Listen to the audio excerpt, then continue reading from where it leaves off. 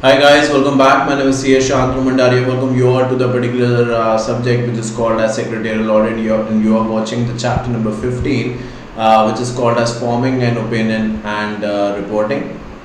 And this is the part number 1. यानी आज से और अभी से इस नए चैप्टर की हम स्टार्टिंग कर रहे हैं. तो पहले के 14 चैप्टर्स कंप्लीट अब हो चुके हैं.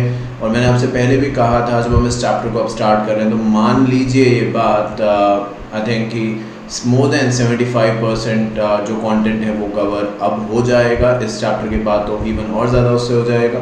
सो उम्मीद करता हूँ आपकी प्रिपरेशंस भी ऐसे ही चल रही होंगी. आप भी इन चीज़ों को सीरियसली समझ रहे होंगे और जो मैं छोटी छोटी बातें बीच में आपसे कहता हूँ, रिक्वेस्ट करता हूँ, वो चीज़ें आप मान रहे होंगे. आई नो थोड़ा इरिटेटिंग भी लगता होगा कि क्या सर आप बार बार बोलते हैं, बट मैं जानता हूँ कि मैं बोलता हूँ. हो सकता है कुछ तो समझदार बच्चे हैं वो तो बिना कहीं नोट्स बनाते हैं, एग्जाम्पल लिखते हैं. बट कुछ बच्चों को क्या थोड़ा बहुत कहने की ज़रूरत पड़ती है. ठीक है, हो सकता है वो मुझे कुछ भी बुरा कहें, गलत कहें, बट इट इज़ ओके. वो पास अगर होंगे, मुझे बताएं या ना बताएं वो एक अलग बात है, बट अगर वो पास हो जाएंगे तो आई थिंक मेरे लिए उससे ज़्यादा खुशी का दिन और कोई हो नहीं सकता. तो चलिए बात करनी अब स्टार्ट करते हैं.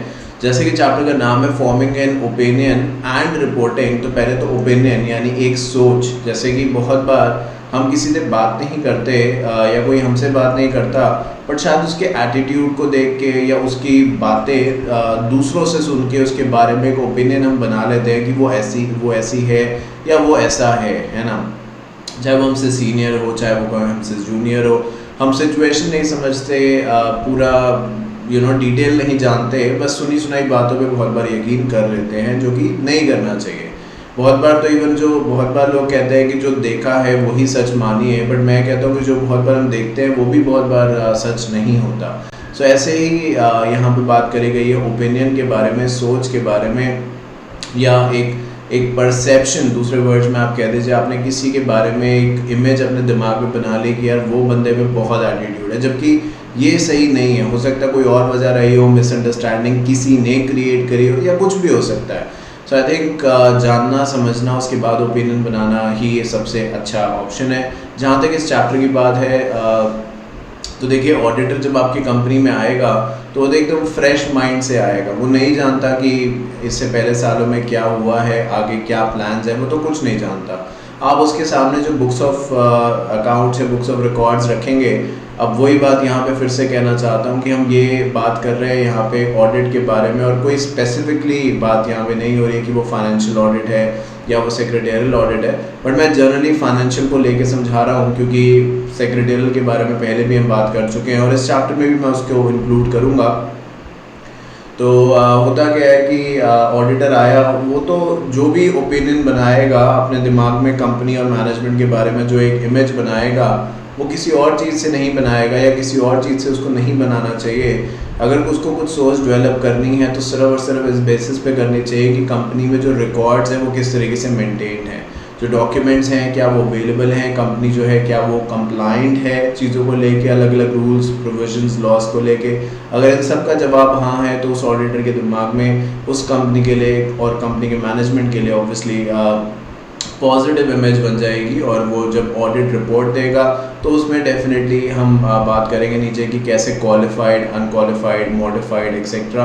तो वो डेफिनेटली एक तरीके की नॉर्मल ऑडिट रिपोर्ट देगा, जिसको आप कह सकते हैं कि अनक्वालिफाइड ऑडिट रिपोर्ट देगा. यानी जो भी रूल्स एंड रेगुलेशन कंपनी पे एप्लीकेबल होते हैं, कंपनी ने उन सभी को फुलफिल किया है, उन सभी चीज़ों को अबाइड किया है, माना है, ये उसमें लिखेगा. और साथ साथ वो ये भी कह सकता है कि उसके हिसाब से सारी की सारी चीज़ें जो है वो कंप्लाई हुई हैं. ये एक आइडल स्टेज है, एक आइडल वर्ड है, लाइन है, पैराग्राफ है जनरली जो बहुत सारे ऑडिट रिपोर्ट्स में मिलेगा. क्योंकि आप खुद ही देखिए जहाँ पे अगर लिस्टेड कंपनी है या नहीं भी है, लिस्टेड लिमिटेड कंपनी है, तो हम ये कतई नहीं चाहेंगे, अगर मैं मैनेजमेंट का पार्ट हूँ, इन जनरल बोलूँ मैं नहीं चाहूँगा कि मेरी कंपनी के बारे में कुछ नेगेटिविटी बाहर जाए, है ना. क्योंकि कंपटीशन लेवल अपने आप में कंपनीज में बहुत ज़्यादा है, तो हम चाहेंगे कि उन चीज़ों को हम बाहर ना ले जाए. तो ठीक है, अगर मान लीजिए ऑडिटर ने कुछ सवाल जवाब आपसे किए और अगर आप उन चीज़ों का सेटिस्फैक्ट्री आंसर दे पाते हैं तो ऑडिटर फिर नहीं लिखेगा कुछ भी, यानी क्वालिफाइड नहीं लिखेगा. क्वालिफाइड लिखने का मतलब एक तरीके का रिस्क है, डेंजर है, या ऑडिटर इस तरीके के कुछ बताने की कोशिश कर रहा है कि समथिंग इज़ नॉट राइट, है ना। जैसे कि बाद में कोई ऑडिटर को ना कहे कि भाई आपने ऑडिट किया था और ये चीज़ें गलत थी, तो फिर आप किस बात के, फिर तो आप सिर्फ नाम के ऑडिटर है, आपने काम तो कुछ किया ही नहीं उससे रिलेटेड। आपने अगर पहले ऑडिट का दौरान ये चीज़ें देख ली होती और अगर देख ली थी तो आपने बताया क्यों नहीं कि ऐसा कुछ है, कि ऐसा है वैसा है। हाँ, अगर ऑडिटर बता देता अपनी ऑडिट रिपोर्ट में और उसके बाद भी लोग ना मानते तो फिर लोगों की गलती थी, बट ऑडिटर ने छुपाया, चाहे उसने पैसे लिए हों चाहे ना लिए हों, चाहे उसने वो चीज़ देखी हो चाहे उसने वो चीज़ ना देखी हो, अगर वो ऑडिटर है तो उसकी रिस्पॉन्सिबिलिटी बनती थी ये बात लोगों तक पहुँचाने की। तो इस चैप्टर में यही सारी बात जो है वो करी जाएगी। और जैसे कि मैंने कहा कि अगर मैनेजमेंट ऑडिटर्स के जवाबों का या क्वेश्चंस का, सवालों का अगर मैं ऐसे कहूँ कि सही जवाब दे देते हैं सेटिस्फैक्ट्री, तो ऑडिटर जो होगा वो अपनी ऑडिट रिपोर्ट में जो ड्राफ्ट ऑडिट रिपोर्ट उसने बनाई है उसके अंदर चेंजेस करके फाइनल ऑडिट रिपोर्ट जो है वो इशू कर सकता है। तो चलिए इसी थॉट प्रोसेस पे इस चैप्टर को आगे बढ़ाते हैं और जो मैंने बात अभी आपसे कही है उसी के बारे में हम बिट्स एंड पीसेस में इस चैप्टर को देखने वाले हैं। आइए let's get started with the chapter number 15 part number 1 secretarial audit forming an opinion and reporting, Shantanu Bhandari. तो ये ओपिनियन है, आप देख रहे हैं कि अब किससे ये जो इमेज है बहुत ही I think to the point है कि दिमाग में एक किसी की इमेज बन चुकी है कि वो ऐसी है वो वैसा है, चाहे वो कैसा भी हो बट इमेज बन चुकी है। और जैसे ही उससे मिलते हैं उसी के अकॉर्डिंगली जो बातचीत है, जैसा आप यहाँ पे देख भी सकते हैं, वो चीज़ शुरू हो जाती है। जबकि मेरा ये मानना है, मैं ये नहीं कहता कि ओपिनियन हमें नहीं बनानी चाहिए, बट मैं ये कहता हूँ कि हमें पूरा सोच समझ लेना चाहिए, कोई मिसअंडरस्टैंडिंग ना रह जाए, तो ये हमें ध्यान रखना चाहिए। Introduction to the process of forming an opinion. The audit is performed by an auditor who is independent to the company which is being audited, and the critical part in auditing is the forming of opinion. That is, views of the auditor which shall be based on the facts, records, verification made by him during the performance of audit. So देखिए हमें ये समझने की ज़रूरत है कि जब हम ऑडिट के बारे में बात करें तो ऑडिटर कौन होता है, जो बाहर की पार्टी है। स्पेशली अगर एक्सटर्नल ऑडिटर की बात करें, इंटरनल में तो फिर भी ऑप्शनल है ना कि अपने स्टाफ से भी करा सकते हैं और थर्ड पार्टी से भी करा सकते हैं, जबकि एक्सटर्नल ऑडिटर तो बाहर से ही आएगा। तो ऑडिटर जब आएगा कंपनी में, जैसे कि मैंने अभी कुछ देर पहले कहा, वो इंडिपेंडेंट है, वो न्यूट्रल है और उसे होना भी चाहिए। तो जैसे जैसे आपकी कंपनी के रिकॉर्ड चेक करेगा उसी तौर पे उसकी ओपिनियन जो है वो बनती जाएगी, और उसी ओपिनियन को जब वो लिख के दे देगा, जो उसने सोचा है, जो देखा है, जो सोचा है, उसी को जब वो लिख के दे देगा पेपर के फॉर्म में, तो वही चीज़ जो है ऑडिट रिपोर्ट का काम करेगी। तो लिखा है which shall be based on facts and records and verification made by him. तो ऐसा भी नहीं है कि ओपिनियन जो है, जैसे हम किसी के बारे में ओपिनियन बनाते हैं तो ठीक है, हम कुछ भी किसी के बारे में सोच सकते हैं जो नहीं सोचना चाहिए, जैसे कि मैंने कहा जब तक हम पूरी बात ना जानते हो। बट ऑडिट एक अलग मैटर है, उसके अंदर जो हम लिखने वाले हैं वो सिर्फ कंपनी को इफेक्ट नहीं करेगा, लॉन्ग टर्म में कंपनी की इमेज को, at this particular point of time company के शेयर प्राइस को, so called as stake holders को, सबको इफेक्ट करेगा। तो जो भी हमें कहना है, जो भी हमें लिखना है, ये कहा जा रहा है कि ऑडिटर को सोच समझ लेना चाहिए और जो भी वो लिखे उसके लिए उसके पास बैकिंग एविडेंस होना चाहिए, अपनी बात को प्रूव करने का एक तरीके से जो सपोर्टिंग डॉक्यूमेंट्स हैं, जिसको आपने प्रीवियस चैप्टर में बहुत बार यूज़ किया, वर्किंग पेपर, वैसा कुछ होना चाहिए, जिससे कि कल अगर कोई ऑडिटर की बात पर सवाल उठाए और ये कहे कि ऑडिटर ने गलत कहा है, तो ऑडिटर दिखा सके कि देखिए मैंने तो इन चीज़ों के बेसिस पे अपनी रिपोर्ट दी है, अब अगर ये चीज़ें गलत हैं, अब कंपनी ने अगर फ्रॉड बिल्स रखे हैं, अब ऑडिटर देखिए कुछ ही चीज़ें चेक कर सकता है। जहाँ पे बड़ी कंपनीज़ हैं, मैंने आपसे काफ़ी बार ये बात कह दी कि लिस्टेड कंपनीज़ में, और आपको ऐसा लगता होगा कि सर नहीं ऐसा नहीं होता, शायद आप सोचते हो, शायद अब ऐसे इतना विश्वास अभी तक हो गया है बच्चों को कि वो सब बातें मान जाते हैं, उन्हें पता है कि सर ऐसी बात कहेंगे ही नहीं जो अनरियलिस्टिक हो या गलत हो। बट फिर भी अगर 1% भी डाउट हो, पूछ लेना किसी भी अपने फ्रेंड से जो किसी लिस्टेड कंपनी के ऑडिट सेक्शन में हो कि भाई क्या तुम सारे के सारे लॉज रेगुलेशन क्या पिन पॉइंट करके एक एक चीज़ चेक करते हो, वो आपको बता देगा। और मुझे लगता है आप खुद भी इसका आंसर जानते होंगे, तो थोड़ा प्लस माइनस चलता है। बट अदर देन दैट अगर कोई ऑडिटर की बात करे तो हमेशा उसको ट्रांसपेरेंट होना है, बायस कभी नहीं होना। जो भी उसने लिखना है, जो भी उसने कहना है, वो ये नहीं कि जो मन में आया वो कह दिया, उसके पीछे कोई ना कोई सपोर्टिंग एविडेंस होना ही चाहिए. The auditor should form his opinion on considering all material aspects in accordance with the applicable reporting framework and the requirement of audit, and after obtaining reasonable assurance about the affairs of the company relating to the scope of the audit as a whole are free from material misstatement or not.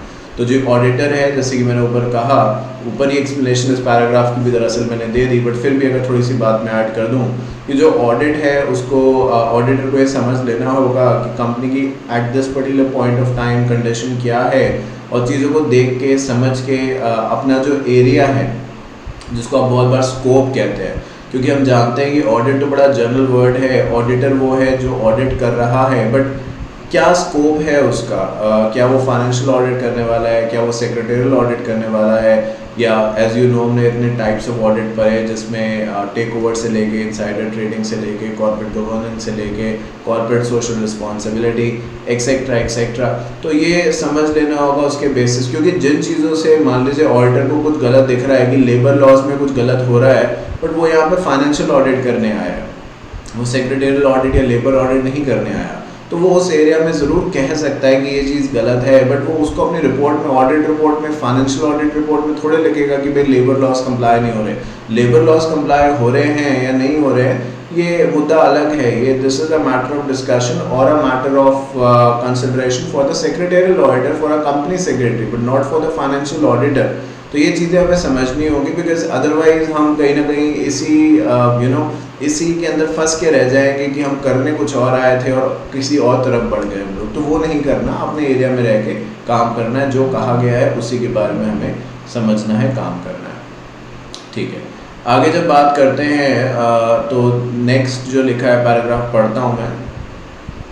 ठीक है, चलिए, लिखा है in particular the auditor should evaluate whether in view of the requirements of the applicable reporting framework the company has adequately disclosed all relevant information, the company has followed all procedure as prescribed as required, the company is in compliance with the applicable laws, the information presented by the company is relevant, reliable, understandable.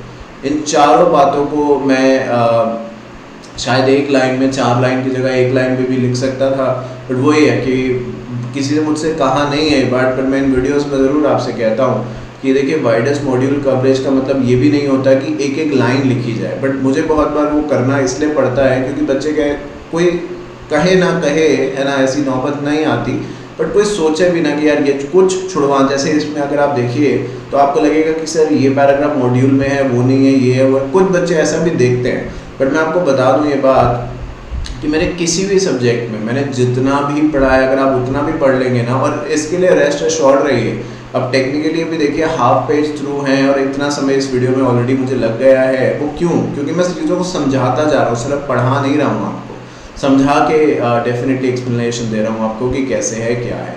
अब जो ये 4 लाइनें मैंने पढ़ी, इसका मतलब सिर्फ और सिर्फ इतना भी हो सकता है कि जो ऑडिटर है जब वो कोई अपनी रिपोर्ट देगा तो उसके अंदर लिखा जा रहा है कि वो ये बताएगा कि कंपनी ने कौन से रूल्स को कंप्लाई किया है, कंपनी ने उसके साथ कोऑपरेट किया है, सारे books of record, books of accounts वगैरह दिखाए हैं, और जो भी इंफॉर्मेशन ऑडिटर को दी गई है वो व्हाटएवर जिस भी तरीके का ऑडिट है that is in compliance as such. Let's say अगर अकाउंटिंग है सो अकाउंटिंग स्टैंडर्ड के कंप्लायंस में है, अगर सेक्रेटरियल ऑडिट है तो जो ICSI सेक्रेटरियल स्टैंडर्ड्स इशू करता है उसके तौर पे है. तो ऑल द रिलेवेंट इसलिए वर्ड यूज़ किया गया क्योंकि कह सकते थे कि the information is presented by the companies according to the accounting standard. क्यों नहीं कहा अकाउंटिंग स्टैंडर्ड? क्योंकि जैसे कि मैं बार बार आपको समझा रहा हूँ कि ये चीज़ सिर्फ और सिर्फ फाइनेंशियल ऑडिट के ऊपर नहीं है. It is a very general thing. अगर आप इसके आगे कुछ जोड़ देंगे, सेक्रेटेरियल जोड़ देंगे, तो ये पूरा चैप्टर सेक्रेटेरियल का बन जाएगा. अगर आप फाइनेंशियल जोड़ देंगे तो ये फाइनेंशियल का बन जाएगा. तो इसलिए उन्होंने ऑडिट रखा है जहाँ पे जो चीज़ एप्लीकेबल हो उसके बेसिस पे आप जज कर सकते हैं. और एग्जामिनेशन में भी अगर ऐसे कोई क्वेश्चन आते हैं तो आपने घबराना नहीं है कि यार ये तो मैंने पढ़ा नहीं है, ये तो मेरे मॉड्यूल. देखिए, साफ सी बात है, ये अपने दिमाग में बिठा लेंगे तो मुझे लगता है आपको दिक्कत नहीं आएगी. अगर आपने, क्योंकि वाइडेस्ट मॉड्यूल कवरेज अभी मैंने बताया, इतना भी पढ़ लिया ना तो ऐसा कोई क्वेश्चन नहीं होगा जो आपको ना आता हो. हाँ, ये ठीक है कि क्वेश्चंस बहुत बार सीधे नहीं पूछे जाते, वो घुमा फिरा के पूछे जाते हैं, बट आपको आता सब कुछ होगा, ये मेरी गारंटी है। ये मैं इसमें सारे सब्जेक्ट्स में कहता हूँ, जितने भी सारे 8 सब्जेक्ट्स में पढ़ाता हूँ, सब में पढ़ाता हूँ, क्या हूँ पढ़ा दिए हैं, ये आखिरी है जैसा आप जानते हैं। तो खैर यहाँ पे यही बात दिखी है कि जो ऑडिटर है उसको जब भी वो ऑडिट करेगा उसको ये बताना पड़ेगा कि सारी इन्फॉर्मेशन उसको मिली है, जो भी रूल्स एंड रेगुलेशन थे कंपनी ने कंप्लाई किए हैं, और जो इन्फॉर्मेशन दी है कंपनी की तरफ से वो सारी की सारी सिर्फ इन्फॉर्मेशन नहीं है, वो ऐसी चीज़ें हैं जिसके ऊपर देख के रिलाई किया जा सकता है, वो ट्रांसपेरेंट है, वो एक्यूरेट है। क्योंकि अगर वो ये सब चीज़ें कहता है तो एक जो सेंस ऑफ कॉन्फिडेंस है, आगे वो क्या लिखने वाला है, आगे वो क्या बोलने वाला है, हमें नहीं पता, बट यस ये बात सुनने के बाद ज़रूर ये लगने लगता है कि सब कुछ सही है, सही डायरेक्शन में हम आगे जा रहे हैं। अब बात आती है फॉर्म्स ऑफ ओपिनियन की। तो आप देखेंगे एक है अनमॉडिफाइड ओपिनियन। अनमॉडिफाइड का फर्दर डिवीजन है ही नहीं। अनमॉडिफाइड मतलब एवरीथिंग इज ओके, मतलब कुछ गड़बड़ है ही नहीं, अगर होगी भी तो मिली नहीं है बेसिकली, मतलब एवरीथिंग इज ओके। फिर आती है मॉडिफाइड। अब मॉडिफाइड को देखिए डिवाइड किया गया है और उसमें से जो 3 डिविजन्स हैं उसमें से 2 रेड में हैं। तो एक डिवीजन जो येलो में ही है दैट इज क्वालिफाइड, कि ऑडिटर ने इन सभी के मतलब नीचे लिखे हैं बट इन जनरल बता रहा हूँ। तो मॉडिफाइड मतलब कुछ गड़बड़ है। अब क्वालिफाइड का मतलब ऑडिटर ने कह दिया कि देखो कंपनी ने ये चीज़ें नहीं कंप्लाई करी हैं, तो मैं ऑडिट तो कर दिया है मैंने इसका, बट इस दौरान मैंने ये पाया कि कंपनी ने ये चीज़ें नहीं कंप्लाई करी है, दैट इज़ क्वालिफाइड ओपिनियन। मैंने ऑडिट तो दे दिया करके बट कंपनी ने इन चीज़ों को नहीं कंप्लाई किया है, इनको इग्नोर कर दिया है या इसके बारे में कोई प्रोविजंस नहीं बनाया, ये मैंने बात सामने रख दी। बाकी और सब ठीक है बट ये चीज़ें कंपनी ने नहीं करी जो उनको करनी चाहिए थी। एडवर्स ओपिनियन शायद उससे एक और स्टेप आगे है, रेड कलर में, इससे ही आप आइडिया लगा सकते हैं। ऑडिटर जो है वो यहाँ पे एक तरीके से काफ़ी ज़्यादा नाराज़ है, या यूँ कह दीजिए बहुत कुछ नेगेटिव उसने लिखा है कि कंपनी ने बिल्कुल कोऑपरेट नहीं किया, कोई इन्फॉर्मेशन नहीं दी, रूल्स एंड रेगुलेशन तो खैर नहीं कंप्लाई किए। तो ऑडिटर जो है वो जो उसकी एक तरीके का आप कह सकते हैं सेटिस्फैक्शन का लेवल है वो 0 है जब एडवर्स ओपिनियन की बात आती है। एडवर्स एक है नेगेटिविटी, एक है बहुत ज़्यादा नेगेटिव होना, तो वो एडवर्स है, मतलब बहुत ही ख़राब है पोजीशन। डिस्क्लेमर ये है, आप मूवीज़ देखते हैं या सीरियल जब स्टार्ट होते हैं, एक ज़माना होता था उस समय आप भी एग्जिस्ट करते थे और मैं भी था, आई एम श्योर। तो आपने देखा होगा जब सीरियल स्टार्ट होते थे पहले तो एक आध या 30 सेकंड्स के लिए एक डिस्क्लेमर स्क्रीन पे आता था, जैसे आजकल मूवीज़ में आता है जब स्टार्ट वो होती हैं। बट अब क्या हो चुका है कि उनको समय बचाना है तो भाई 30 सेकंड्स के लिए वो ऐड चला देंगे, उतने में तो पैसा कमा लेंगे वो। तो वो क्या करते हैं, हम डायरेक्टली जैसे 9 बजे, 8 बजे, 8:30 बजे, जो भी है, जिस सीरियल को भी आप देखते हैं, अगर आप देखते हैं तो उसमें देखेंगे आप जैसे ही वो स्टार्ट होगा उसके नीचे एक स्क्रॉल, जैसे अभी हमारी ये वीडियो के नीचे चल रहा है ना for CS professional and executive, वैसे ही उनके एक तेज से स्क्रॉल चलता रहेगा, उसमें लिखा होगा कि ये जो भी है नाटक है, इसका किसी भी तरीके से वास्तविकता से कोई भी लेना देना नहीं है। ये सिंपल वर्ड्स में लिखा रहता है और इसी को डिस्क्लेमर भी कहते हैं। तो यहाँ पे डिस्क्लेमर का मतलब, इस पर्टिकुलर कंसेप्ट का जो डिस्क्लेमर का मतलब वो ये है कि ऑडिटर कह देगा कि भाई देखो जितना इन्होंने मुझे इन्फॉर्मेशन दी है उतना मैंने चेक कर लिया, उतना सही है, ये चीज़ें हैं, बता देगा, कहेगा ये चीज़ें हैं, इसके बारे में मैंने बहुत बार कंपनी से इन्फॉर्मेशन मांगने की कोशिश करी पर इन्होंने मुझे कोई इन्फॉर्मेशन नहीं दी, तो अब ये इन्फॉर्मेशन क्योंकि मुझे नहीं मिली है, ऑडिटर कहता है, तो मुझे नहीं पता कि वो जो है कंपनी जो इन्फॉर्मेशन मुझे नहीं दे रही है वो सही है या गलत है, क्योंकि वो तो मैंने देखी ही नहीं है। बट जो चीज़ मैंने देखी है वो 100% सही है और बाकी चीज़ को मैंने कंपनी से मांगा, रिक्वेस्ट करी, पर उन्होंने मुझे नहीं दिया और थक हार के मुझे फिर ये अब लिखना पड़ रहा है कि मैं उन चीज़ों के बारे में जो इन्फॉर्मेशन कंपनी ने मुझे नहीं दी है, मैं उनके बारे में नहीं जानता।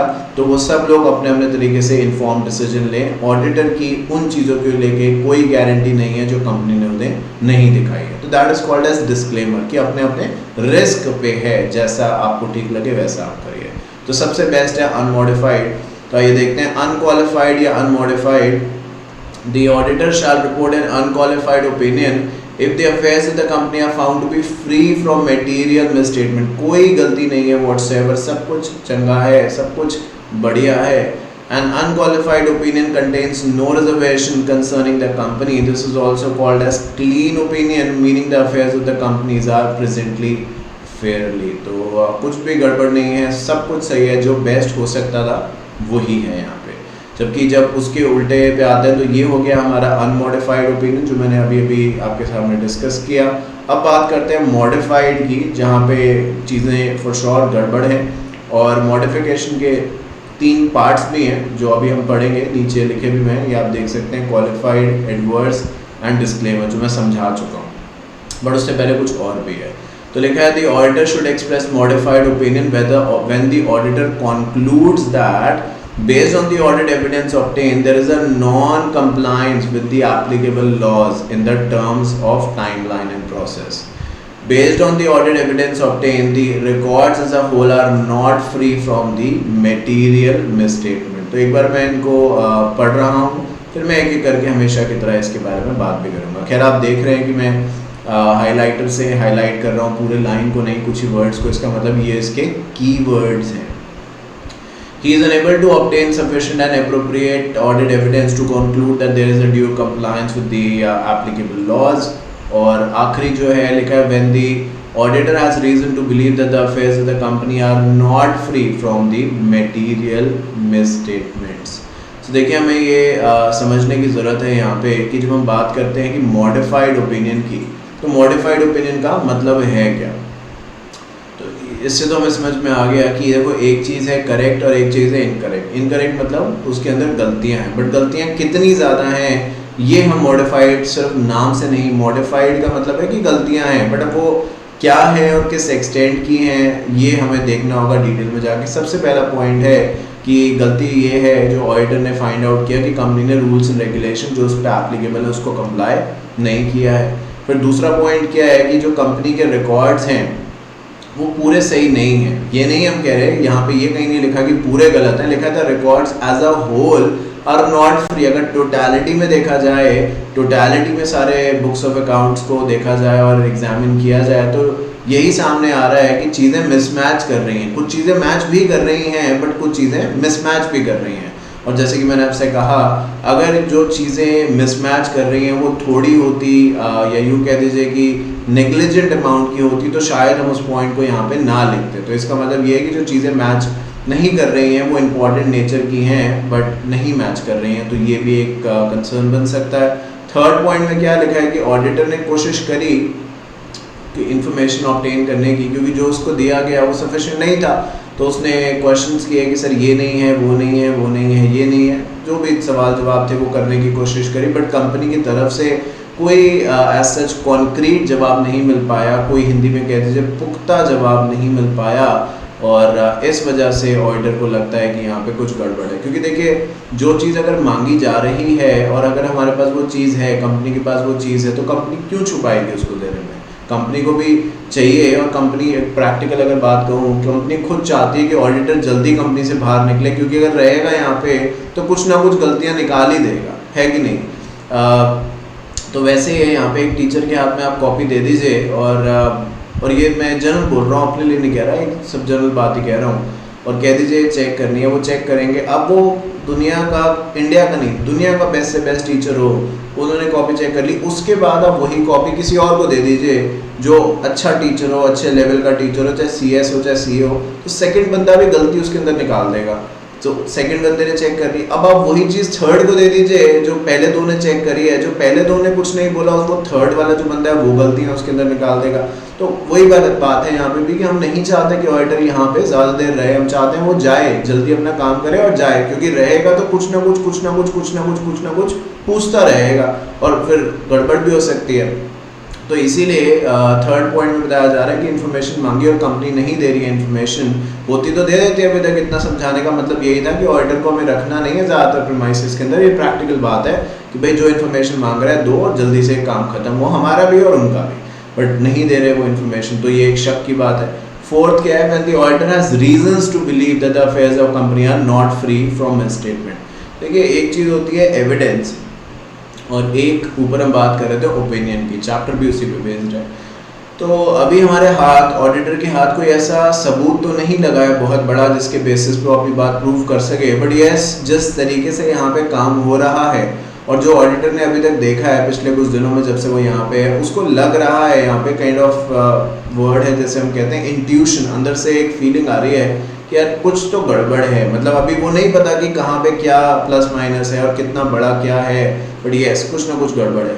तो ये कुछ वजहें हो सकती हैं जिसके बेसिस पे जो टॉपिक हम यहाँ पे बात कर रहे हैं मॉडिफिकेशन का, या हम बात कर रहे हैं कि क्वालिफाइड जो रिपोर्ट है जिसमें कुछ कंडीशंस के साथ रिपोर्ट, क्योंकि अनक्वालिफाइड अनमॉडिफाइड तो वो है जहाँ पे साफ साफ हमने लिख दिया कि कोई दिक्कत नहीं है, जबकि जब हम बात करेंगे क्वालिफाइड ओपिनियन की, तो क्वालिफाइड में या तो इन्फॉर्मेशन नहीं मिली, इन्फॉर्मेशन गलत मिली है, आधी अधूरी मिली है, या हमें कुछ गलत लग रहा है। अब इसी के बारे में और नीचे इन्फॉर्मेशन है, लिखा है कि in case the auditor express a modified opinion or disclaimer of opinion, the text of the opinion shall be either in italics or bold।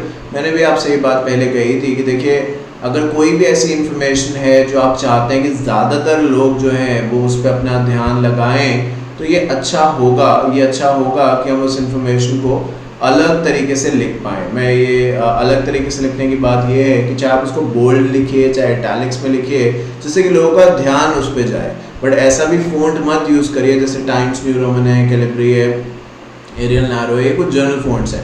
अब देखने के लिए फ़ॉन्ट्स अगर आप देखेंगे तो ऐसे भी होंगे जिनके नाम मुझे नहीं पता है, बट होंगे और शायद आपको भी नहीं पता होंगे, और जिस तरीके से वो राइटिंग में लिख देते हैं फ़ॉन्ट्स वो हमें पढ़ने में भी नहीं आएगा। तो अब इसका आपने जब आप छोटे थे स्कूल वगैरह में जाते थे तो अगर आपको याद हो तो वहाँ पे क्वेश्चन आते थे pick the odd one out, तो उसमें येलो ग्रीन वाइट और ये तीन चीज़ें, और फोर्थ जो दे रखा था वो कलर का नाम ना देके किसी और चीज़ का नाम दे दिया, येलो ग्रीन वाइट और पेन, इन चारों में से ऑड क्या है, तो तुरंत पता चल गया कि पेन है क्योंकि बाकी तीन तो कलर्स है।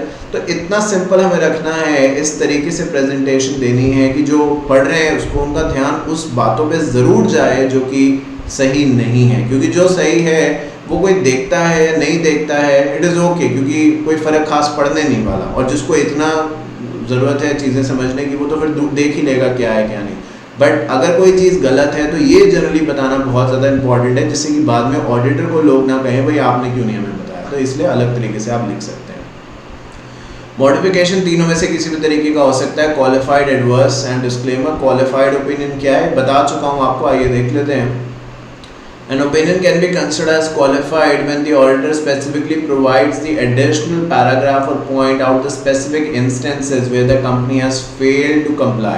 तो कुछ अलग नहीं, ऊपर जो बताया वही है कि ऑडिटर ने साफ साफ लिख दिया कि भाई हाँ 10 लॉ एप्लीकेबल कंपनी के ऊपर होते हैं, आपने 8 लॉज का फुलफिलमेंट किया है, 2 का नहीं किया है, साफ साफ लिख दिया, दैट इज क्वालिफाइड। नहीं किया कंपनी ने, 8 का तो किया है, तो ये भी लिखा है, बट ये भी लिख दिया कि 10 में से 8 ही का किया है, 2 का जिनके नाम वट एवर हैं वो नहीं किया, तो दैट इज क्वालिफाइड ओपिनियन। उसके बाद आती है एडवर्स ओपिनियन, जो कि काफ़ी ज़्यादा नेगेटिव हो जाती है। An opinion may be considered as an adverse, which is considered as out of track opinion, wherein the auditor conclude that the affairs of the company are not in line with the objective government rules and company has neglected and grossly misstated its record। एक देखो गलतियां हम सबसे होती हैं, है ना, वो इंसान ही क्या जो गलती ना करे, ये भी बात सही है, बट फिर वो भी इंसान क्या जो अपनी गलती से सीखे ना। दो अलग अलग बातें हैं और दोनों का आपस में कनेक्शन है। तो ऊपर वाली तो ठीक है, चाहे गलती थी या जाने अनजाने में किया, 10 में से 8 तो कंप्लाई कर लिए ना, तो ठीक है, 2 गलती हो गई नहीं हो पाए कंप्लाई, तो ठीक है, बट 8 तो करें, तो something is positive. But adverse opinion में क्या है कि कंपनी की पोजीशन देख के, कंपनी के रिकॉर्ड्स देख के, अब आप कहते हैं कि सेक्रेटरियल ऑडिट के तौर पे फॉर एग्जांपल कंपनी को मिनट्स मेंटेन करने हैं थ्रू आउट द लाइफ। ये एक ऐसी बात है जो मैंने बहुत बार आपसे कही है और आपको याद भी होगी। अब गए सेक्रेटरियल ऑडिट, कहते हैं कि लाइए मिनट्स दिखाइए, तो मिनट्स के नाम पे कंपनी के पास, जबकि वो 15 साल पुरानी कंपनी है या 20 साल या 10 साल या 5 साल जो भी मतलब मानना है मान लीजिए, बट कंपनी के पास मिनट्स एक भी नहीं है। अब जब मिनट्स नहीं है तो फिर हम कैसे या पता लगाएं कि मीटिंग हुई है या नहीं हुई है? सिर्फ नोटिस देने से थोड़ा मीटिंग हो जाती है, और मीटिंग का यही नहीं पता कि मीटिंग हुई है नहीं हुई है, तो फिर मीटिंग के अंदर बात क्या हुई है, कौन आया था, किसने फेवर में बोला, किसने अगेंस्ट में बोला, कौन चेयरमैन पर बना, और जो आप कहते हैं कि साल में जो डायरेक्टर्स हैं उनको एक मीटिंग तो अटेंड करनी चाहिए फेस टू फेस, तो कहाँ से पता चलेंगे? पता है, आप बताइए कहाँ से पता चलेगा आपको? ये एक मैंने एग्जाम्पल बताया।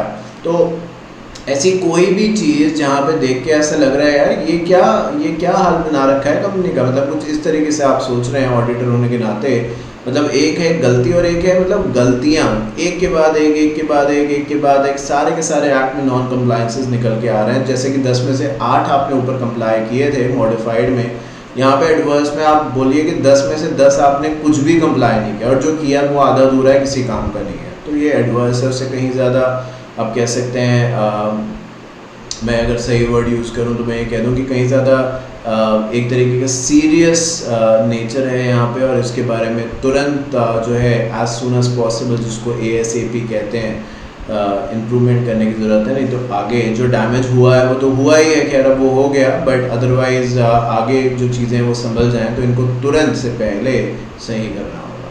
डिस्क्लेमर वही वाली बात है कि भाई कंपनी रिकॉर्ड्स नहीं दे रही, तो जितना मुझे पता था, जितने रिकॉर्ड्स थे उतने मैंने देख लिए, बाकी की जिम्मेदारी मेरी नहीं है। Instance where the auditor is unable to access the records of the company on the ground, such as geographical reasons, regulatory, natural calamity, or could not complete the audit due to absence of the records or insufficient cooperation from the management, the auditor issue a disclaimer। तो भाई कुछ चीज़ें तो ऐसी हो जाती हैं जहाँ पे, जैसे यहाँ पे नेचुरल कैलामिटीज़ के जोग्राफिकल रीज़न है, नेचुरल कैलामिटी हम सब जानते हैं, तो अगर ऐसा कुछ है तो, या फिर जैसे कि मैंने ऊपर कहा भी कि भाई इन्फॉर्मेशन मांगी जा रही है, आप किसी को कितनी बार रिमाइंड करा सकते हैं? शायद 1 बार, 2 बार, 3 बार, 4 बार बहुत हो जाएगा रिमाइंडर। तो आई थिंक उस थॉट प्रोसेस के बारे में यहाँ पे बात करी गई है, और आई थिंक ये 3-4 रिमाइंडर आप कहेंगे सर हमने आपको 4 रिमाइंडर कराए हैं, तो मतलब क्या है इस बात का? मैं अपने लिए नहीं कह रहा, क्योंकि मैं कंपनी नहीं हूँ, है ना, और मेरा ऑडिट नहीं हो रहा। मैं ऑडिट जिसका हो रहा है उस कंपनी के बारे में बात कर रहा हूँ, क्योंकि उसके साथ न जाने लाखों लोग जुड़े हुए हैं जिन्होंने अपने पैसे लगाए हैं, और इस विश्वास और इस भरोसे पे लगाए हैं कि कंपनी जो है वो नॉर्म्स को कंप्लाई करेगी। तो अगर वो कंपनी जवाब नहीं दे रही है, तो अब ऑडिटर अपना सारा काम छोड़ के उस कंपनी की तरफ थोड़े पड़ा रहेगा पीछे कि भाई जवाब दे तो मैं आगे बढ़ूँ। उसके बाद और क्लाइंट्स हैं, वो आगे बढ़ेगा, अपना काम करेगा, है ना। बट अगर कंपनी नहीं जवाब दे रही है तो वो डिस्क्लेमर इशू कर देगा, कह देगा भाई जितना मुझे मिल पाई इन्फॉर्मेशन उसके बेसिस पे मैंने ऑडिट रिपोर्ट बना दी है, और उसके बेसिस पे ठीक है, पर जो इन्फॉर्मेशन मुझे नहीं मिल पाई वो इम्पॉर्टेंट नेचर की है। अब क्योंकि वो मुझे नहीं मिली तो मुझे नहीं पता कि वो चीज़ एग्जिस्ट करती है नहीं करती है, वो उसमें सब चीज़ें हुई हैं नहीं हुई हैं, ये लिख देगा, जिससे कि फिर जो लोग हैं वो अपने मैनेजमेंट से बातचीत करें, और अगर मैनेजमेंट रिकॉर्ड्स दे तो ऑडिटर दोबारा से उसको रिव्यू करने के लिए तैयार है। आगे बढ़ते हैं, बात करते हैं दूसरे टॉपिक के बारे में, which is called as emphasis of matter. Emphasise करना, एम्फेसाइज सुना होगा आपने वर्ड, जब किसी चीज़ पे ज़्यादा फोकस करने की बात होती है, जैसे कि मैं यहाँ पे करता हूँ कि भाई लिख लो, एग्जाम्पल्स मैं देता हूँ वगैरह वगैरह, तो that is like emphasis, right. तो उसी के बारे में यहाँ पे कुछ कहा जा रहा है। लेकिन the purpose of EOM, which is emphasis on off matters, paragraph is to draw user attention to a matter already disclosed but the auditor believe that it is fundamental to the understanding and should be the part of the report। देखिए होता क्या है कि जब हम एक बार में एक फ्लो में कोई चीज़ पढ़ रहे होते हैं तो बहुत बार इंपॉर्टेंट चीज़ें भी उसके साथ पढ़ जाते हैं, बट शायद उसकी इम्पोर्टेंस जो है वो नहीं समझ पाते, या कुछ लोग समझते हैं और कुछ लोग नहीं समझते हैं। बिकॉज ये जो ऑडिटर रिपोर्ट है हम ये तो नहीं कह सकते, बिकॉज पब्लिक, प्राइवेट, लिस्टेड और लिमिटेड कुछ तो नहीं लिखा कि किसके ऊपर किसके बारे में बात हो रही है, क्योंकि ऑडिट तो हर कंपनी का होता है। पर ये ज़रूर है कि आधे से ज़्यादा लोग या 90% लोग तो नहीं पढ़ते हैं, ये बात बिल्कुल सही है, कुछ नहीं पढ़ते वो तो बस ये देखते हैं डिविडेंड का क्या हुआ है। बट जो बाकी 10% है, या हम तो as an company, as an auditor, हम तो इसी तौर पे हर चीज़ करेंगे एज एन 100% लोग उसको पढ़ें, इतना यूज़र फ्रेंडली उसको बनाना चाहते हैं। तो वो कहते हैं कि हो सकता है कोई इंपॉर्टेंट चीज़ें हों जो ऑडिट रिपोर्ट में हमने लिख दी है, दोबारा बताने की ज़रूरत नहीं है, रिपीटेशन हो जाएगा, पर फिर भी उसको एक अलग से पैराग्राफ में जिसका एम्फेसिस ऑफ मैटर्स करके हेडिंग डाली जा सकती है और उसमें लिखा जा सकता है। और उसका ऑब्जेक्टिव ये होता है कि जो यूज़र है उसकी अटेंशन इस पैराग्राफ पे दोबारा से लाई जाए। एक बार उसने पढ़ लिया और कुछ इंपॉर्टेंट बात थी बट वो आगे निकल गया, शायद वो रुक के उसने सोचा नहीं कि इन वर्ड्स का एक्चुअल मतलब क्या है, वो आगे निकल गया उससे। पर जब दोबारा से उसने वो चीज़ देखी तो शायद, अब इससे ज़्यादा तो नहीं हो सकता कुछ, शायद जब दोबारा से उसने कोई चीज़ देखी तो हो सकता है वो सोचे और जो ऑडिटर बताना चाहता है वो जो इन्वेस्टर है, शेयर होल्डर है, वट एवर स्टेक होल्डर है, वो समझ जाए। तो ऐसी कोई भी चीज़ जो इम्पॉर्टेंट है और हम चाहते हैं कि कैसे भी लोग इसको पढ़ लें, लोग जान जाएं इसके बारे में, क्योंकि ऑडिटर तो ये कह के बच सकता ही है कि देखो मैंने तो ये लिखी है रिपोर्ट, आपने नहीं पढ़ी तो ये आपकी गलती है। पर वो उसको और यूज़र फ्रेंडली बनाना चाहता है। वो चाहता है कि जो लोग हैं वो भी जब इसको पढ़ने लगें तो आई थिंक उनका ध्यान इस पे जाए कि ये चीज़ 2 बार लिखी हुई है और डेफिनेटली ये इंपॉर्टेंट चीज़ है, तो इसको आप एम्फेसिस ऑफ मैटर, एम्फोसाइज करना शायद आपने पहले सुना भी होगा, बड़ा कॉमन सा वर्ड है। किसी भी चीज़ को लेके एम्फोसाइज करना, किसी भी चीज़ को लेके प्रेशराइज में not be the right word but yes, किसी भी चीज़ को लेके ज़्यादा अटेंशन फोकस कुछ भी कह दीजिए उससे बात करना, तो एम्फेसिस है। The following are the example of the matters which should be considered as emphasis of matters. लिखा है uncertainty relating to the future outcome of the exceptional litigation, early adoption of the new accounting standards, adoption of the new technology, recent changes in the regulatory environment. तो क्या क्या हो सकते हैं ऐसे topic जो emphasis of matters की heading के अंदर मेंशन किए जा सकते हैं। तो आपने यहाँ पे लिख दिए कुछ टॉपिक के नाम, जैसे कि कुछ ऐसी चीज़ें हैं जिसको लेके आने वाले समय में क्लैरिटी होगी बट अभी तो नहीं पता। जैसे कि क्या लिटिगेशन चल रही है, लिटिगेशन मतलब क्या, केस, कंपनी पे केस चल रहा है या कंपनी ने किसी पे केस फाइल किया है और ये केस जो है वो कुछ लाखों या करोड़ों का नहीं है, it is in billions, because India के बाहर ये केस किसी कंपनी पे किया था या किसी इंडिया के बाहर की कंपनी ने इंडियन कंपनी पे किया है जिसका अभी रिजल्ट नहीं पता है। तो ये कुछ ऐसी चीज़ है कि अगर हमारे कंपनी के फेवर में इसका जजमेंट आ गया तो हमारी पोजीशन बहुत अच्छी हो जाएगी, बिकॉज मिलियन और बिलियन डॉलर्स मतलब बहुत बहुत बड़ा अमाउंट के बारे में हम बात कर रहे हैं यहाँ पे। और अगर हम ये हार गए तो ये और आई थिंक एडवर्सली हमें इफेक्ट करेगा, दोनों ही तरफा बात हो सकती है। तो ऐसी कोई चीज़ें हैं जिसके बारे में हम श्योर नहीं है अभी बट बताना या सामने ज़रूर रखना चाहते हैं कि इसके लिए आप प्रिपेयर्ड रहिए, क्योंकि ऑडिटर तो नहीं जानता कि क्या होगा इस केस का जजमेंट, और ऑब्वियसली अगर वो जानता भी है तो वो यहाँ पे नहीं बताएगा क्योंकि कोर्ट डिसाइड करेगा इन सब चीज़ों के बारे में। बट येस, ये शेयर होल्डर्स अपने ध्यान या दिमाग में रखें कि ऐसी चीज़ वो एक्सपेक्टेशन लगा के रख सकते हैं कि फ्यूचर में कुछ ना कुछ ऐसा आएगा, चाहे पॉजिटिव आए चाहे नेगेटिव आए।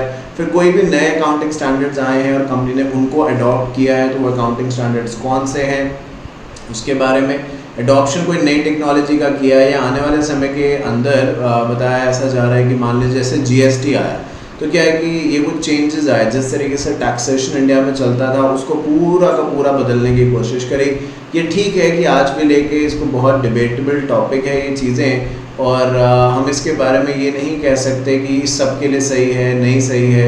मैं बट एक चीज़ ज़रूर, बहुत ही कम मैं अपना व्यू पॉलिटिकल पॉइंट्स पे रखता हूँ, बट एक पॉइंट पे तो मैं ज़रूर रखता हूँ और वो ये है कि गवर्नमेंट को आई डोंट नो इसके पीछे कोई रीज़न होगा, मैं नहीं समझ सकता या नहीं समझ पाया, शायद मेरी उतनी समझ नहीं है, बट मैं ये जानता हूँ कि एजुकेशन पे जीएसटी नहीं लगना चाहिए। मतलब वो भी 18% का, जब बच्चे से मैं कहता हूँ कि जीएसटी लगेगा, जैसे आप लोगों ने इसमें देखा होगा सब्जेक्ट्स में, तो आई थिंक मुझे खुद भी अच्छा, because 18% is like 1/5 of the cost almost. अगर कोई चीज़ 10,000 रुपये की है तो वो जीएसटी लगने के बाद 12,000 रुपये की, 11,800 रुपये की ऑलमोस्ट हो गई। तो पहली बात, आई डोंट नो, मतलब जीएसटी अगर लगाना भी है तो 1% लगाओ, 2% लगाओ, एजुकेशन पे तो होना ही नहीं चाहिए जीएसटी। आई डोंट नो कि गवर्नमेंट ने क्या सोच के जीएसटी लगाया है। अगर आप एजुकेशन को बढ़ावा नहीं देना चाहते तो फिर ठीक है, फिर आप सही कर रहे हैं, फिर तो आप 50% जीएसटी लगाइए। पर अगर आप चाहते हैं कि यंग इंडिया, जो आप कहते हैं कि भाई यंग पॉपुलेशन है वो आगे बढ़े, कुछ नई चीज़ें करे, you know and all those things, तो फिर बात मैच नहीं करती, मुझे समझ नहीं आते। आई एम सॉरी, हो सकता है मैंने आपकी फीलिंग्स को हर्ट किया हो। मैं किसी पार्टी की बात नहीं कर रहा, जीएसटी को लेके कह रहा हूँ कि इतना परसेंट नहीं होना चाहिए। तो खैर यहाँ पे लिखा है कि अगर कोई भी रेगुलेटरी इन्वायरमेंट में चेंजेस आए हैं, लॉ या लीगल रूल्स में कोई चेंजेस आए हैं, तो कंपनी उनको अडॉप्ट कर रही है, और इस एडॉप्शन का जो रिज़ल्ट है वो अभी आने में कुछ समय लगेगा। कंपनी जो भी आज आप करते हैं, चाहे अच्छा काम करें चाहे आप बुरा, मैं आज इतनी मेहनत कर रहा हूँ, आप देखिए मेरे घर वाले भी बहुत बार कहते हैं कि तो रेस्ट कर लो क्योंकि सुबह ऑफिस है, फिर ये है, फिर दिन ख़त्म हो गया, फिर वही शुरू हुआ, और सैटरडे हो या संडे हो, आप मेरा व्हाट्सएप स्टेटस अगर देख रहे होंगे जब ये क्लासेस की रिकॉर्डिंग चल रही है, हर दिन कुछ ना कुछ चलता ही जा रहा है। मैं आज मेहनत कर रहा हूँ क्योंकि मुझे पता है कि इसका रिवॉर्ड मुझे मिल रहा है और मिलेगा भी, कहीं ज़्यादा मिलेगा भी।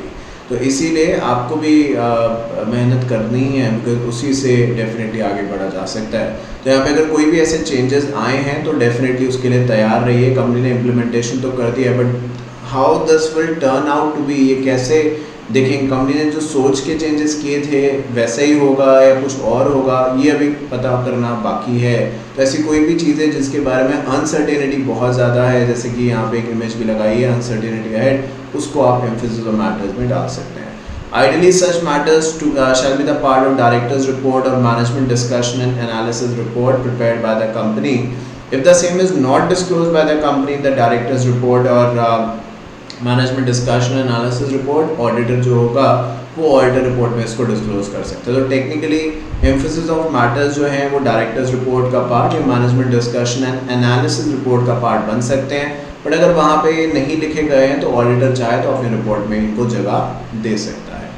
आगे बात करते हैं मेटीरियबिलिटी को लेके। देखिए मेटीरियबिलिटी और कुछ नहीं है, चीज़ों के बारे में समझना, और हमने पहले भी बात करी थी कि जैसे रीजनेबल की कोई एक डेफिनेशन नहीं हो सकती, वैसे मेटीरियबिलिटी की भी कोई एक डेफिनेशन नहीं हो सकती।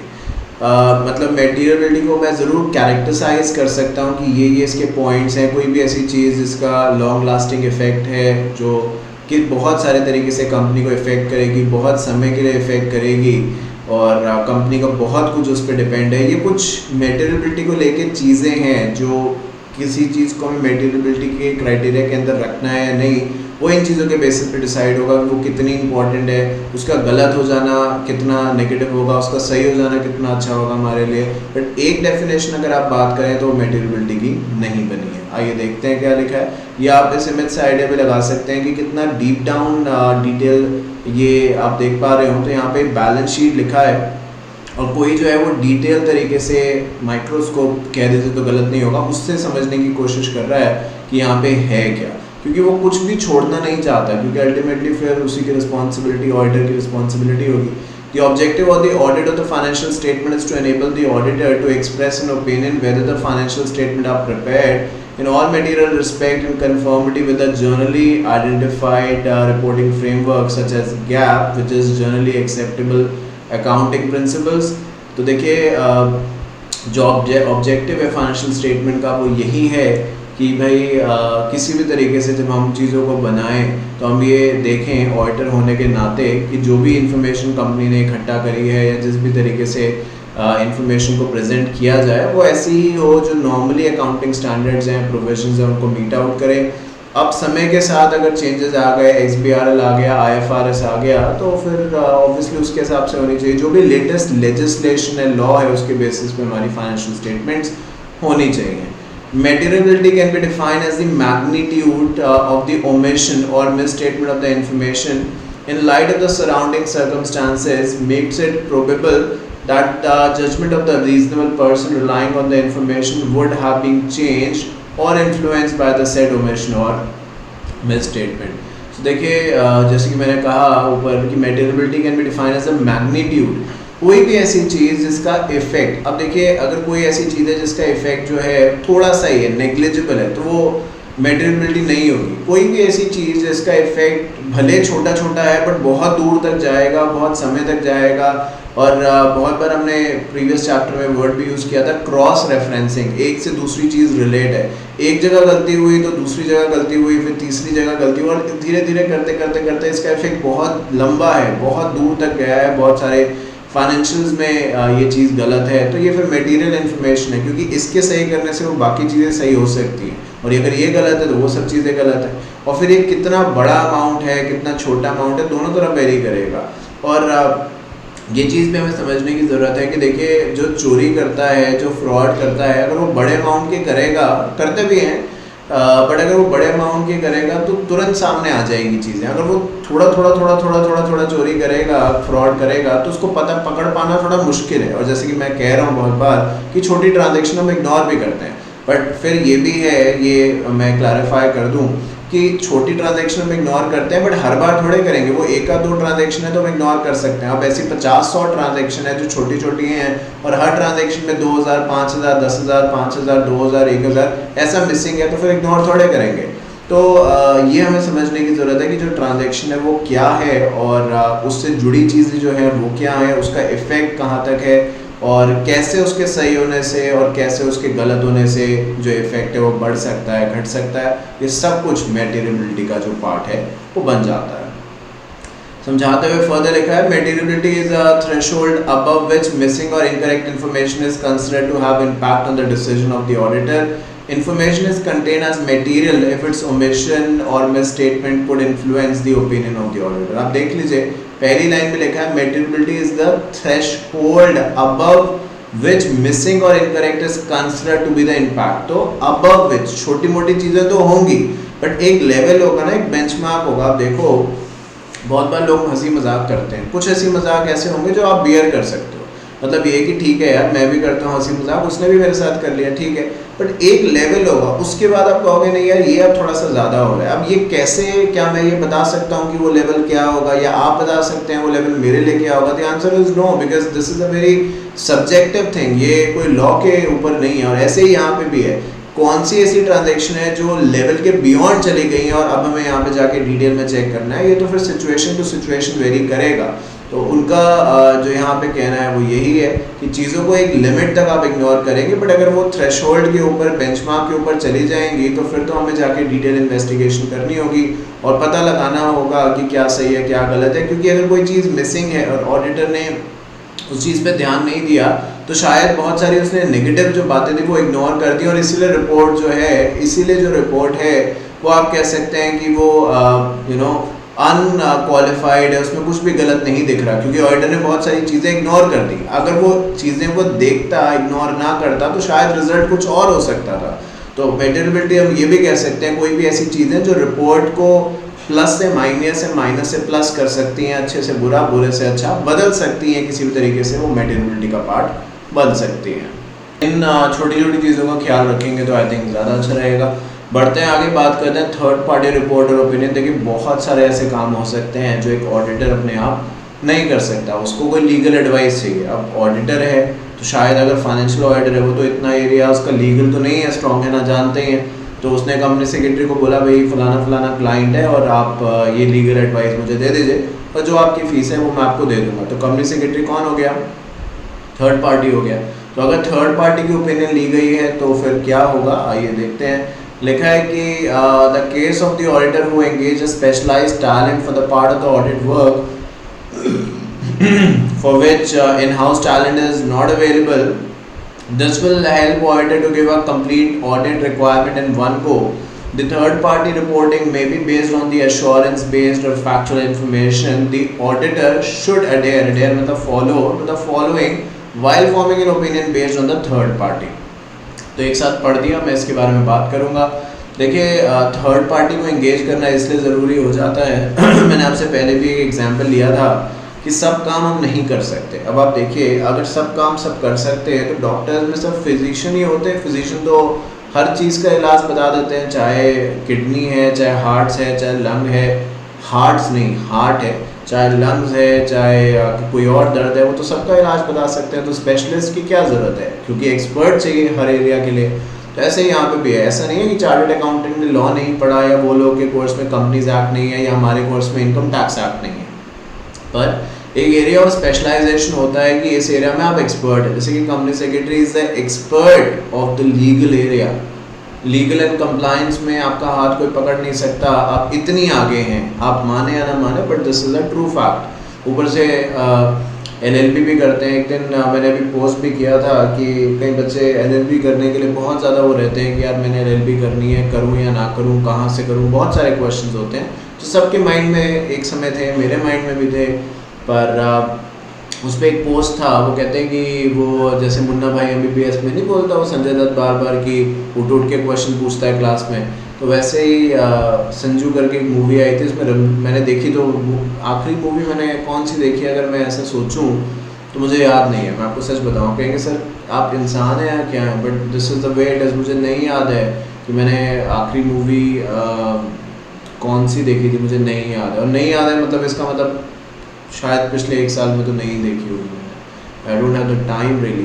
तो उसमें मैंने देखा था संजू मूवी में, ये मुझे पता है कि मूवी संजय दत्त की लाइफ पे आई थी, रणबीर कपूर उसमें था, थोड़े प्रोमोज देखे थे. तो उसमें जो बात है वो ये थी कि जो रणबीर कपूर है वो उठता है और कहता है कि ये CS करने के बाद मन की शांति के लिए LLB करना ज़रूरी है क्या.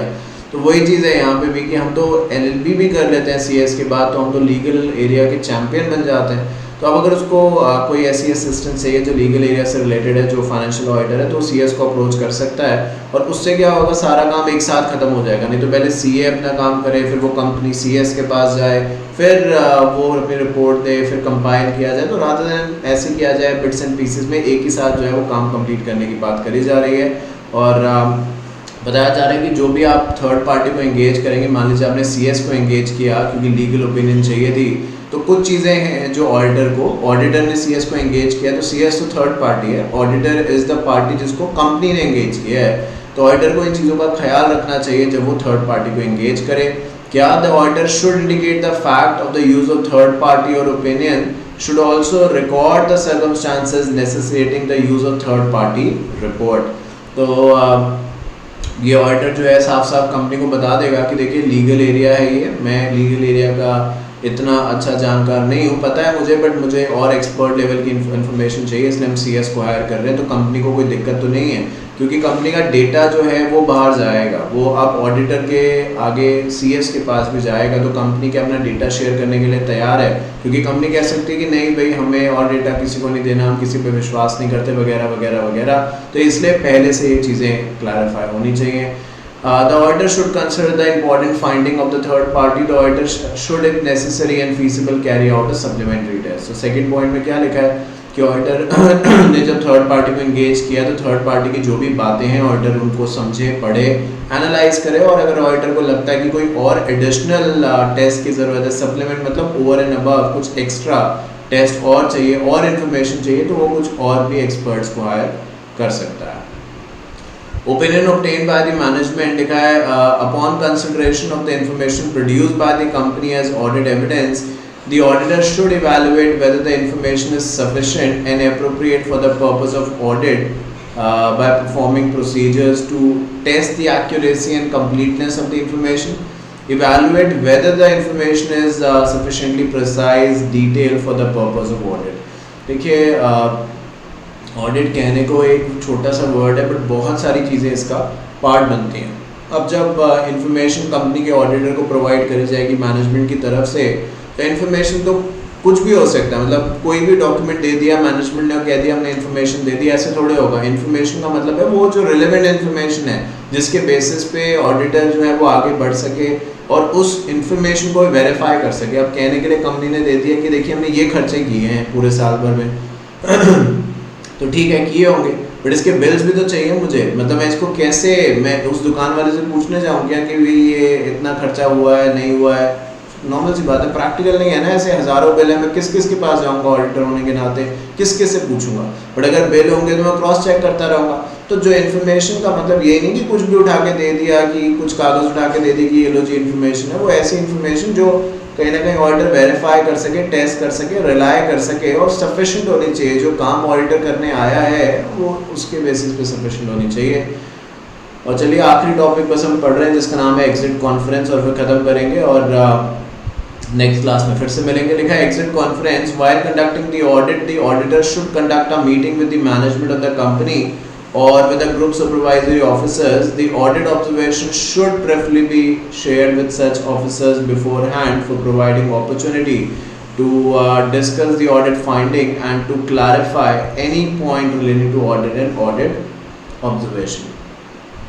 देखिए समझने की हमें ज़रूरत है कि मैंने आपसे पहले भी ये बात आपके सामने रखी थी कि ऑडिटर जो है वो प्रैक्टिकली ऐसा ही होता है, बाकी कहा तो कुछ भी जाए, लिखा कुछ भी जाए, क्योंकि जो लिखा जाता है वो होता नहीं है और जो होता है वो लिखा नहीं जाता। ये बात आप समझ जाएंगे जब आगे बढ़ेंगे अपनी लाइफ में। तो अभी क्या है कि ऑडिटर ने बना ली रिपोर्ट, तो मैंने कुछ देर पहले इसी वीडियो में बोला भी कि ड्राफ्ट, पहले वो ड्राफ्ट बनाएगा और मैनेजमेंट से मीटिंग करेगा कि देखिए भाई मुझे जो इन्फॉर्मेशन मैनेजमेंट यानी आप लोगों ने दी है या जो मुझे आपके स्टाफ ने दी है, उसके बेसिस पे मेरा ये मानना है, मैंने ये ऑडिट रिपोर्ट बनाई है, उसमें ये चीज़ें मैंने डाउटफुल रखी हैं, डिस्क्लेमर दिया है, एडवर्स ओपिनियन दिए हैं, क्वालिफाइड जो भी बात करके आए हैं वो सब लिखा है इसके अंदर। अब मैनेजमेंट को ये समझ लेना चाहिए कि वो ऑडिटर को यहाँ पे क्या करते हैं, कहते हैं कि ठीक है जो आपने कर लिखा है सर ठीक है, आप आगे बढ़िए, अपनी फाइनल रिपोर्ट दे दीजिए, या जो ऑडिटर सवाल पूछता है उसका जवाब मैनेजमेंट देता है। तो दिस इज एग्जिट कॉन्फ्रेंस, यानी सब कुछ हो जाने के बाद एक बार आप 1 to 1, जैसे आप इस इमेज से आइडिया भी लगा सकते हैं जो आपके सामने स्क्रीन पे है, 1 to 1 बातचीत करी जाती है, जवाब सवाल फिर से एक बार दोहराए जाते हैं कि सर देखिए जो इन्फॉर्मेशन थी उसके बेसिस पे तो यही मुझे लिखना पड़ेगा, अगर आपके पास कोई और इन्फॉर्मेशन है या आप थोड़ा सा वेट कराना चाहते हैं, जो भी मतलब है बात, तो हम थोड़ा सा वेट भी कर सकते हैं और उसके बाद इस चीज़ को एनालाइज कर सकते हैं और फिर मैं ड्राफ्ट रिपोर्ट दोबारा से आपके लिए तैयार कर सकता हूँ। तो इस तरीके की बात जो है वो एग्जिट कॉन्फ्रेंस के अंदर आएगी। तो कोई जल्दीबाजी नहीं है, बट इसका मतलब ये भी नहीं कि अनलिमिटेड समय है हमारे पास और हम वेट ही करते रहेंगे। तो आई थिंक ये सारी बात एग्जिट कॉन्फ्रेंस में करी गई है, जिससे बाद में मैनेजमेंट ये ना कहे कि हमें बताया नहीं या हमें अपनी बात रखने का मौका नहीं दिया। अगर दिया होता तो शायद हम सारी इन्फॉर्मेशन बता सकते थे, हमें पता था, वगैरह वगैरह। तो चलिए इसके साथ हमारा चैप्टर नंबर 15 का जो पार्ट 1 है वो यहाँ पे अब कंप्लीट होता है। आगे बढ़ेंगे और मुझे उम्मीद है कि पार्ट 2 में मोर देन लाइकली, मैं श्योर तो नहीं हूँ, बट पार्ट 2 में हम इस चैप्टर को कंप्लीट कर लेंगे और इसी तरीके से आगे बढ़ते रहेंगे। तो हमेशा की तरह आपको सारी बात आज समझ में आई होगी। कोई क्वेश्चन है तो प्लीज़ पूछेगा। For CS executive and CS professional all subjects, widest coverage and the best explanation with the best examples, Shantanu Bhandari classes only. Thank you so much.